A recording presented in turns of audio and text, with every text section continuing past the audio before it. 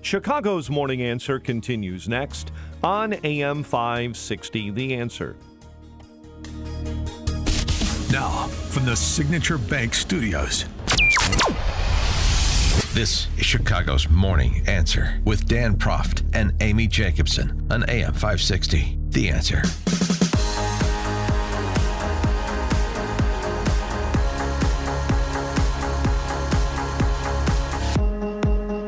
Morning, Dan and Amy.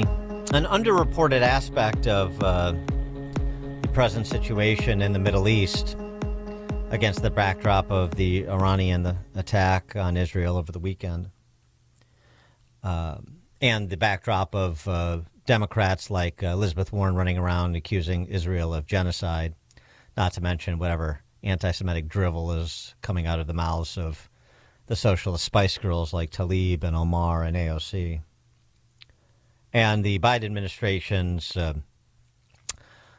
chastisement of Netanyahu specifically to try to score points with a constituency he needs in Michigan come November. Something that has been lost in all of that is for all the calls for ceasefire and all the criticisms of Israel, it's the Iranian-backed Hamas terrorist organization that is rejecting any ceasefire deal. In point of fact, I'm sorry, people forget about that is a fact. Well, in point of fact, where it's at now, and this is according to Biden's State Department,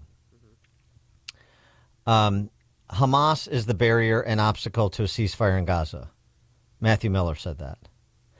Hamas is demanding a 6-week truce in which it releases no hostages, while Israel stops fighting, withdraws from Gaza's cities, and commits to a permanent ceasefire, a withdrawal from Gaza, and the return of all Palestinians, including Hamas, to northern Gaza.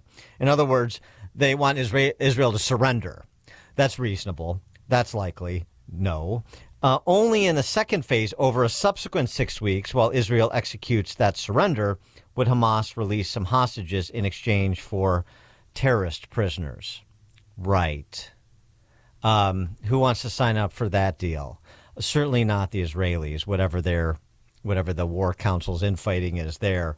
That's just absurd. But that absurdity is being underreported. Something else, too, I was just thinking about this over the weekend with the Iranian attack. Failed, thankfully, as it did. Yeah. And some of the characterizations of it. The conversation about how this regime, the first 2 terms under Obama and this 3rd term under Biden, has underwritten Iran's terrorist activities is just, it just has to be emphasized. I mean, it is in the most positive light possible, it is one of the worst foreign policy blunders in the history of this country, in my view. And in something less charitable, it's borderline traitorous, particularly the continuation of it, even as you have the Secretary of State and others say, yeah, Iran uses money to sponsor terror. That's what the mullahs in Tehran do. Right. And so we're unfreezing assets. Why?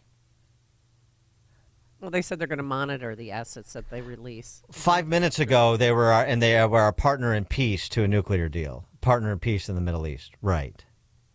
But it reminded me of the 60 Minutes piece last year about the Iranians' sponsor of terrorist activities in this country, assassination squads, actually, targeting U.S. officials, including officials in the Trump administration, including John Bolton. Oh, that's right. Was posted online by a channel affiliated with Iran's Revolutionary Guard.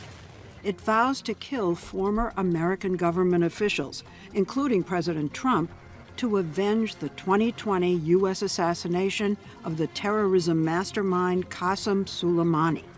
Threats like this have been deemed credible enough that several of these officials have been under round-the-clock protection, including former Defense Secretary Mark Esper, former Secretary of State Mike Pompeo. Iran reportedly offered a hitman $1 million to kill him, and John Bolton, the former National Security Advisor. They bargained the price for me would be $300,000, which I have to say I found insulting. So what exactly was the plot against you?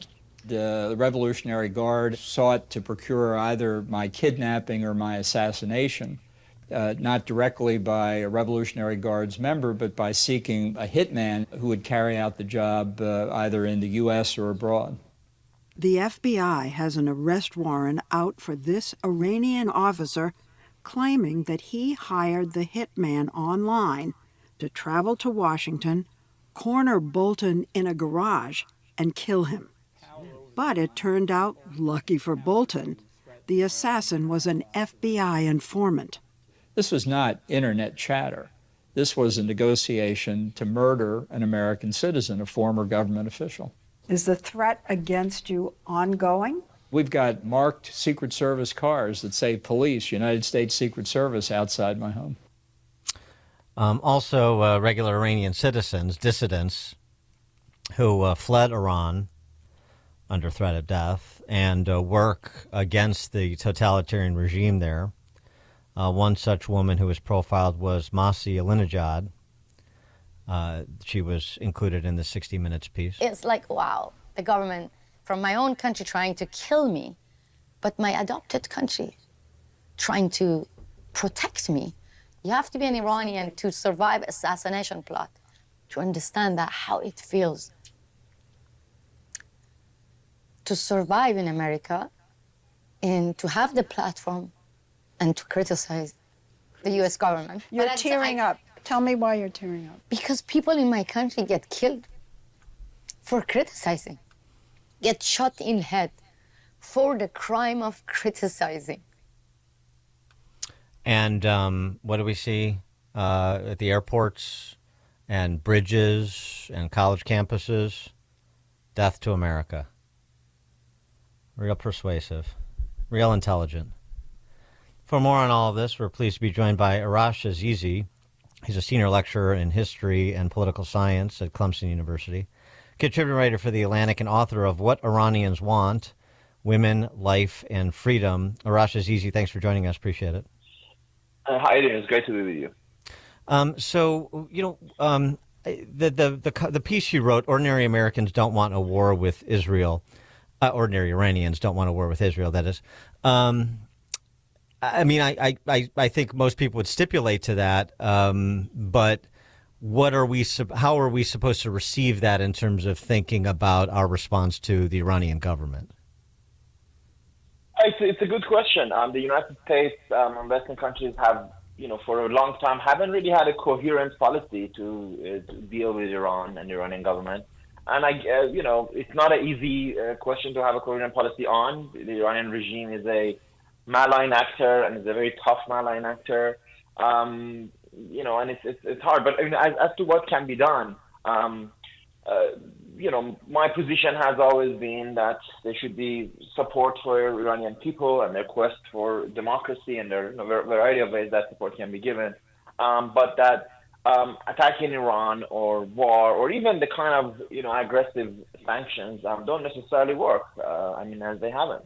I heard your piece before this. I'm sure we will disagree on a lot of stuff. But look, I'll tell you this: leaving the Iran nuclear deal in 2018 by President Trump gave power and empowered the most hardline elements inside Iran.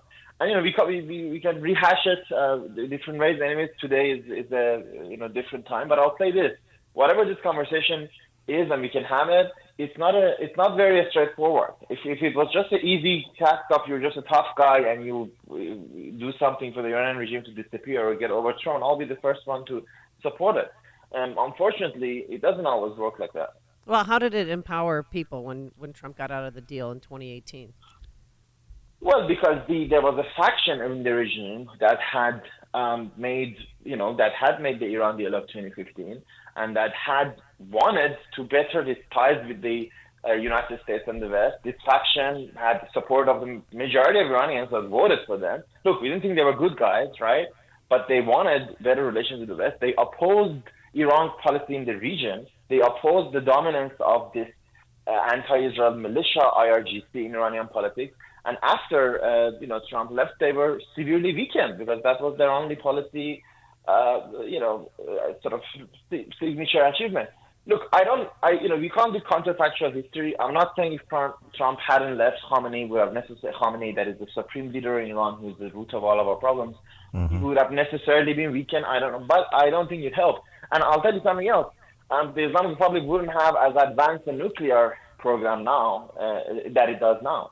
So, and this is, as I said, it's not so much revenge to past, it's to say that look, I'll tell you this, in the United States, if we honestly try to look, tons of different people in different administrations have really done with good intentions often try to do something against this regime. And I think it's bad for U.S. discourse when you call your own president and patriotic people serving this government as traitors and supporters of Iran, just because they've adopted a slightly different path of diplomacy. And anybody who works with us, any of those who are Iran experts like me, we've talked to people, there really is no easy solution to this thing. Because Iran is a malign and tough actor. Well, here's the thing about that. I mean, I'm not saying there's an easy solution. And but I am saying you start with first principles, and to me, I mean, this is sort of baseline common sense. You don't suggest that a country is the lead state sponsor of terror in the world, which is a phrase that is almost always associated with Iran, including by this administration, and turn around and underwrite them with, when you include the oil profits that they've generated thanks to our energy policy under this administration over the last decade, is probably getting upwards of $400 billion. See, to me, that doesn't make sense. So we can talk about how you try to aid moderate elements. We can support the college kids on the streets as we did during the Green Revolution. All that's fine. But you didn't do that, by the way, during the Green Revolution. The United States did very little to help. The United States did very little. Okay, we could have done more. I'm saying, so fine. I'm all for supporting any peaceful pluralist movements in Iran, but I am not for the folly of underwriting the mullahs in Tehran and suggesting, oh, no, we're monitoring this, or these are segregated funds only for humanitarian aid. Give me a break.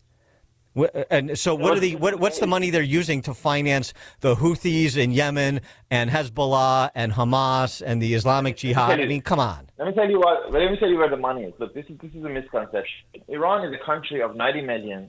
It has ties with China and Russia and North Korea and other countries in the world. Other countries in the world, look, unfortunately or not, it's a good free market world. The countries don't care. They don't always care with the. So there's nothing that the United States can do that will. There is, of course. We can talk about it, right? But it's very little that no matter what the United States does, Iran will always have access to millions of dollars to fund these groups. After all, during the 4 years of Trump administration, did Iran do less any of this stuff? No. But administration it was when Iran attacked Saudi Arabia, and the United States did nothing. Yeah, I understand. But I understand rogue states are going to do what rogue states do, but it doesn't mean we have to be party to financing them. That's pretty straightforward. Well, but it's not a matter of course, the U.S. is not financing Iran, right? It's what it was doing under the Iran deal. But return to it's a pretty big, significant achievement of getting rid of its nuclear program. It gave some concessions to it. Iran was still it still is the most sanctioned country in the world. So sure, Biden could, if you support the sanctions, you can say Biden could do more on enforcing the oil sanctions. But Biden has also maintained the sort of channel with Iran and has used it for other purposes. It's a dangerous situation. But all I'm saying is, there can be a policy debate, but I can assure you, I know people in the State Department and others who are working on this. They are worried as much about the threat of Iran as any other person, and it's not like they're dupes or they haven't thought of this. Yeah. Well, I don't know about that, but I know that the House just voted 383-11 to expand sanctions against Chinese financial institutions that buy Iranian oil. So we'll see if the administration signs on to that overwhelmingly bipartisan measure. So, these sanctions can be both direct and indirect to further punish Iran, a punishment it richly deserves, the regime richly deserves, whether the people do or not. I mean, that's how it works when you're trying to tackle a totalitarian regime, as you know, saying, I mean, you said it at the outset, this is complicated, and there are some tools that we have and can use, and there is collateral damage, but we also can't sit idly by, not to mention, given the domestic terrorist activities that 60 Minutes, not exactly a conservative outlet, documented too. So, I mean, yes, it's one malign actor. It's a big one. And we were reminded of just how big it was with the effort they made over this weekend to inflict more carnage on Israel. And I wonder how you see that attack, because some have suggested, like those folks over at The Intercept, that that wasn't really an effort, despite what you heard from Biden administration officials, to inflict maximum carnage. That didn't make Iran weaker and Israel stronger, the failure of the drones and the missiles to get through the Iron Dome, that this was just a show. This was a shot across the bow. So how should we understand what happened over the weekend, that attempted attack? You know, it's a tough one, and there are, people who have real intelligence, will have to sort of talk about that as well. But here's my assessment. I mean, I think the Iranian regime didn't want a direct confrontation with Israel because it knows that would be suicidal. At the same time, I think it didn't expect all the missiles and drones that it fired to have so little of an effect. So I guess I'm a bit of a middling position. I mean, I do think they didn't really want to go kill a lot of people or do something like that, because they knew that would be suicidal for them, right? Can you imagine if, 30 Israeli civilians had been killed? Israel would probably have to respond immediately, and the regime couldn't have taken it.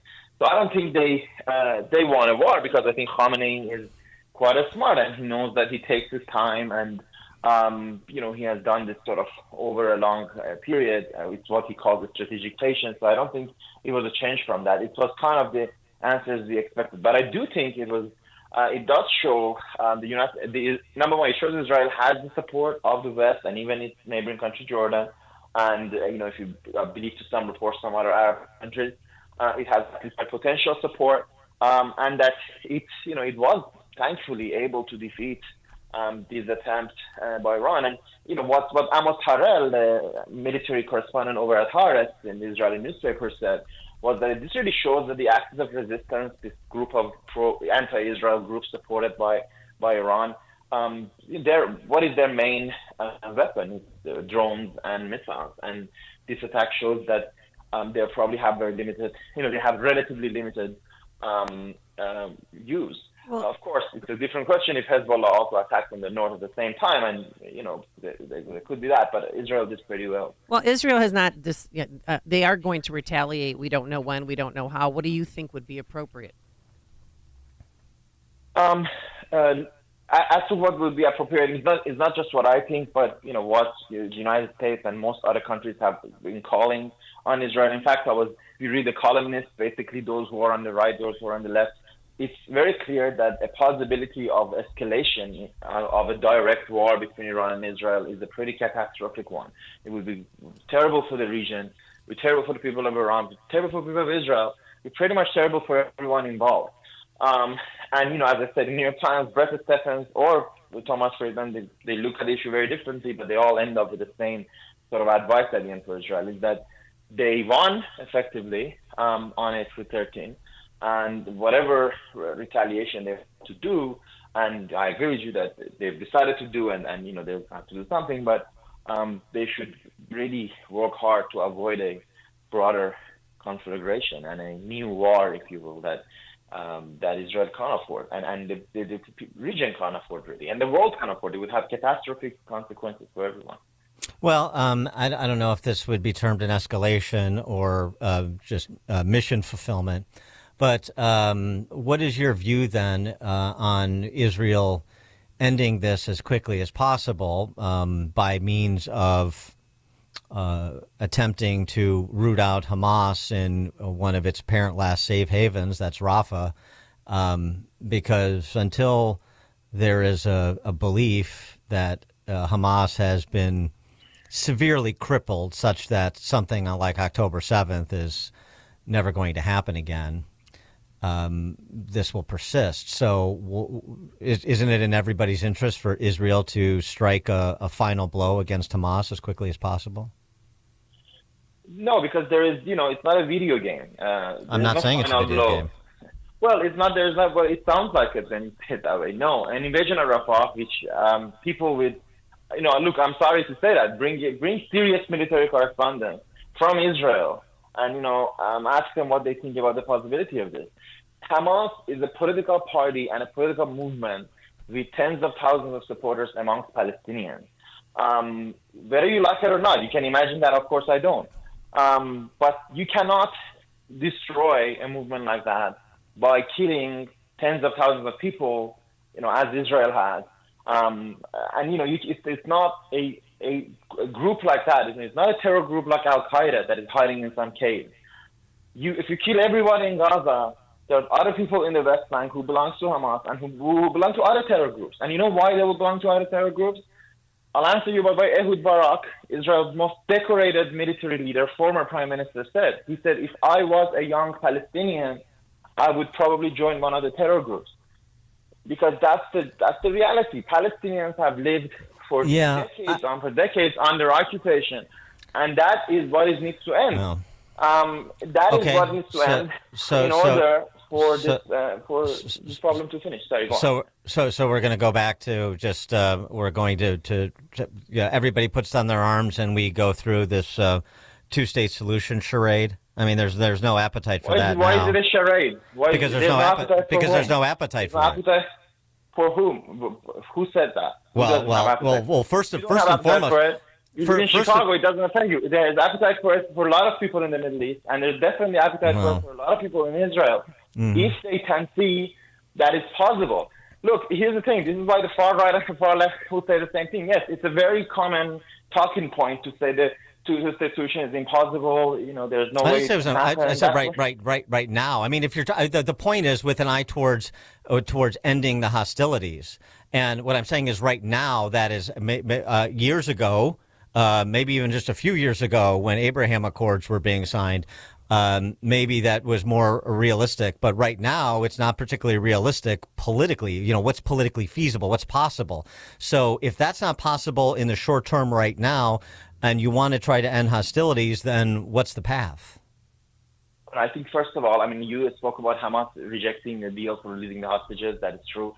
There should be an attempt to get a deal to release the hostages and to end this, and to bring about a ceasefire, and to have a plan. You say that it's not right now possible. Sure, it's not possible right now. Of course, I didn't think it was possible like in 6 months or something. But there should be an attempt to try to think of the day after. So Israel has done this far now. What is the day after for people in Gaza and people in the West Bank? Unfortunately, it's quite terrible now. These fascist parties that are part of Netanyahu's government are running amok in West Bank.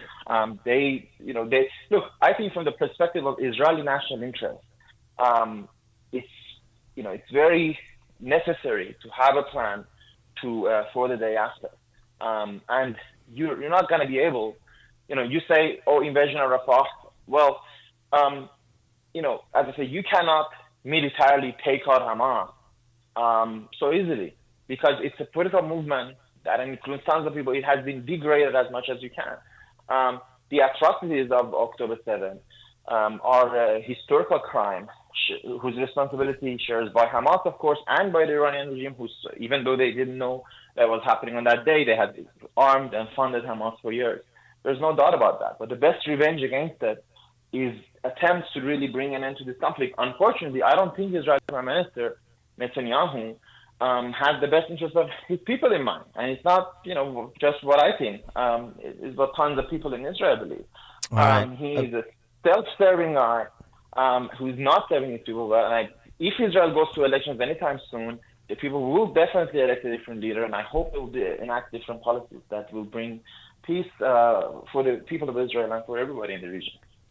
Arash Azizi, senior lecturer in history and poli-sci at Clemson University, contributing writer for The Atlantic, and author of What Iranians Want, Women, Life, Freedom. Arash, Azizi, thanks for joining us. Appreciate it. Thank you. Thanks for having me. Thank you. And he joined us on our turnkey.pro answer line. All right, coming up on Chicago's Morning Answer. At 7:37, of course, they just can't help themselves. They cannot help